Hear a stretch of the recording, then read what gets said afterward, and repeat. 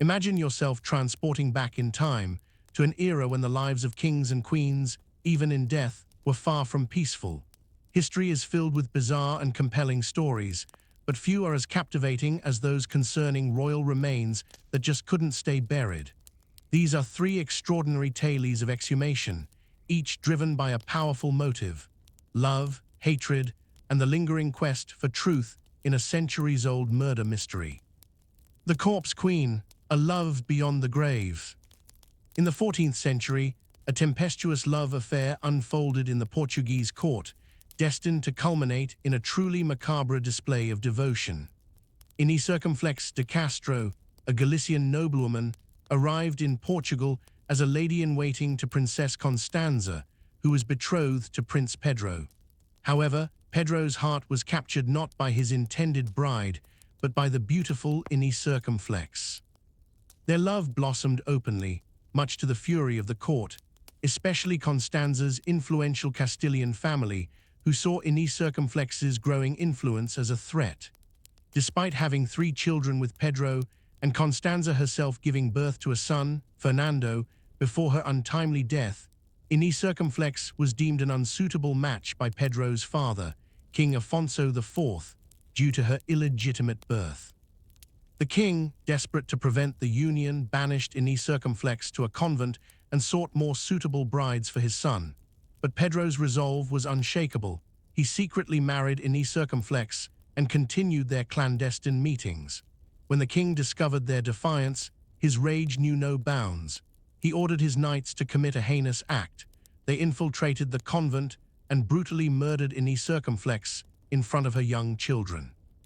Pedro was utterly shattered and consumed by grief and fury.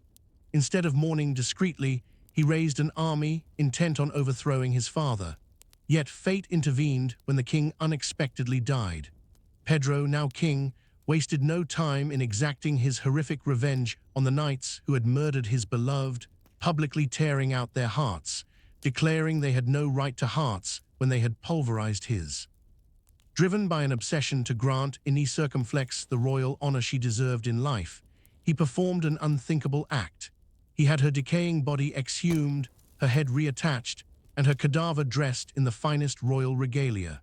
He seated her on the throne, placed a queen's diadem upon her lifeless head, and compelled the entire nobility of Portugal to kiss the hem of her gown, swearing fealty to their deceased queen. Though the Pope refused to legitimize their marriage or their children, Pedro ensured his 3 children with Inés Circumflex were treated with the utmost respect within the palace. Years later, Inés Circumflex was finally laid to rest in a magnificent tomb, and Pedro, upon his own death a decade later, was buried beside her, believing that in the Last Judgment they would rise together and be united forever. Oliver Cromwell, the traitor's posthumous punishment.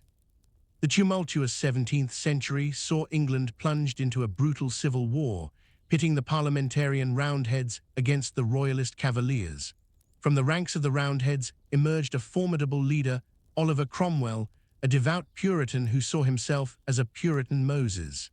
In 1649, Cromwell and his forces captured King Charles I, putting him on trial as a tyrant.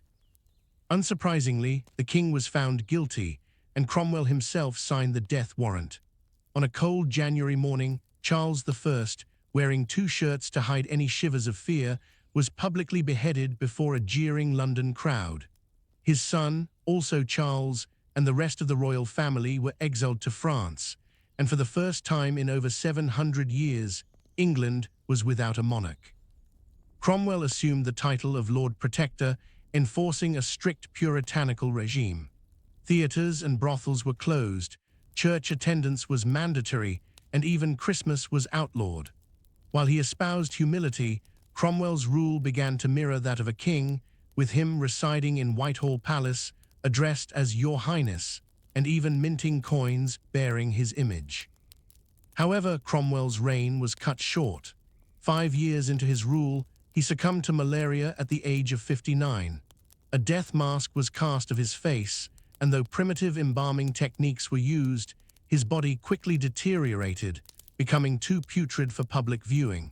He was hastily buried in a private ceremony, while a wooden and wax effigy was displayed to the public. An empty coffin, adorned with a royal crown, was paraded to Westminster Abbey, mimicking a king's funeral procession.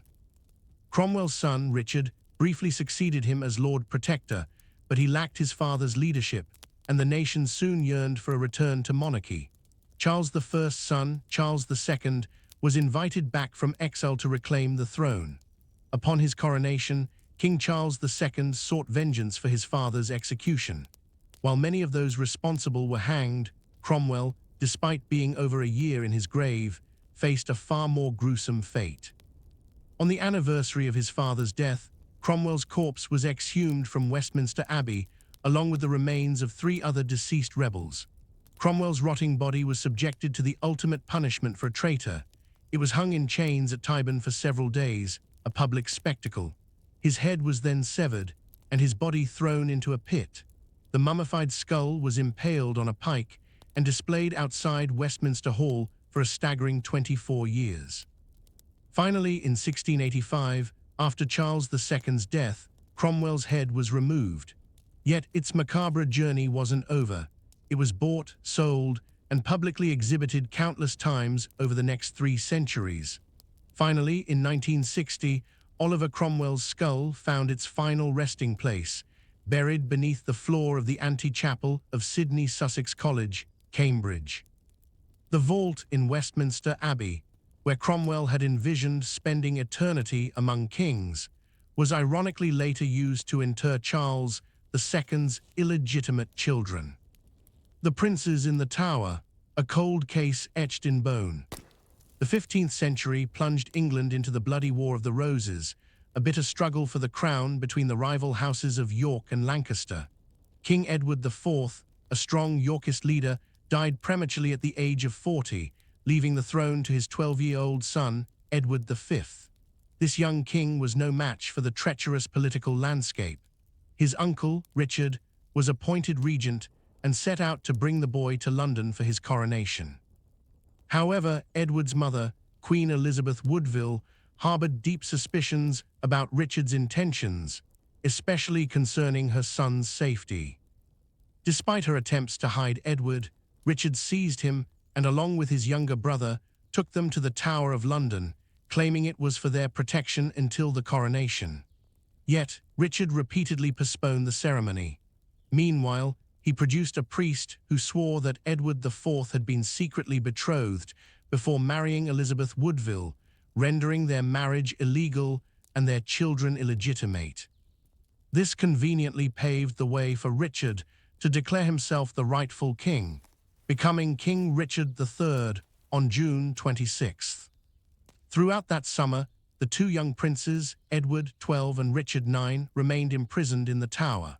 They were occasionally seen playing, but their appearances grew scarcer until August, when they vanished entirely. For over 500 years, their fate has remained a chilling mystery, with many visitors to the Tower claiming to hear children playing near where they were last seen. The most enduring theory is that they were murdered on their uncle Richard's orders to secure his throne. Richard's ill-gotten crown was short-lived. 2 years into his reign, Henry Tudor led an army against him, and Richard was killed at the Battle of Bosworth Field. Eyewitnesses claimed his head was bashed in, his helmet driven into his skull. The royal crown, found under a bush, was placed on Henry Tudor's head, who declared himself King Henry VII. He married Edward V's sister, Elizabeth of York, uniting the warring factions and establishing the new Tudor dynasty. Under the Tudors, Richard III's reputation was deliberately tarnished.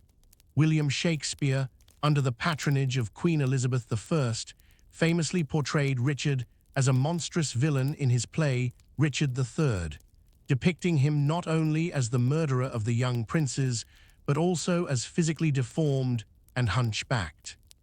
Centuries later, in 2012, this historical speculation was finally addressed. Historians tracked down the original site of Greyfriars Church, where Richard had been hastily buried after his death. Digging beneath a parking lot, they uncovered the skeleton of a 14th-century man. Forensic pathologists confirmed the remains belonged to King Richard III. They found his skull bore multiple severe head wounds, one of which would have been fatal, and that he suffered from scoliosis, confirming his legendary hunchback. DNA analysis matched his remains to a matrilineal descendant of his mother, Cecily of York. In 2015, Richard III was finally laid to rest in Leicester Cathedral, in a tomb befitting a king. But what of the princes in the Tower? In the 1490s, a man named Perkin Warbeck claimed to be the younger prince, Richard, who had supposedly escaped to Flanders. He led a small army against King Henry VII, but was easily defeated and hanged as a traitor. In 1674, workmen in the Tower of London discovered the skeletal remains of two children buried under a stairwell. King Charles II ordered them to be placed in Westminster Abbey in an urn bearing the names of King Edward V and Prince Richard. When the urn was opened in 1933, the skeletons were found to be incomplete, with some bones belonging to an animal, making definitive conclusions impossible. With advancements in DNA and forensic science, there have been repeated requests to re-examine the bones. A matrilineal descendant of their mother, Elizabeth Woodville, an opera singer named Elizabeth Roberts, has even offered a DNA sample for comparison. However, both the Crown and the Church of England have so far denied these petitions, citing insufficient scientific ability to confirm or rule out the identity of the remains or the cause of death. And so, for now, the enduring mystery of the princes in the Tower remains unsolved.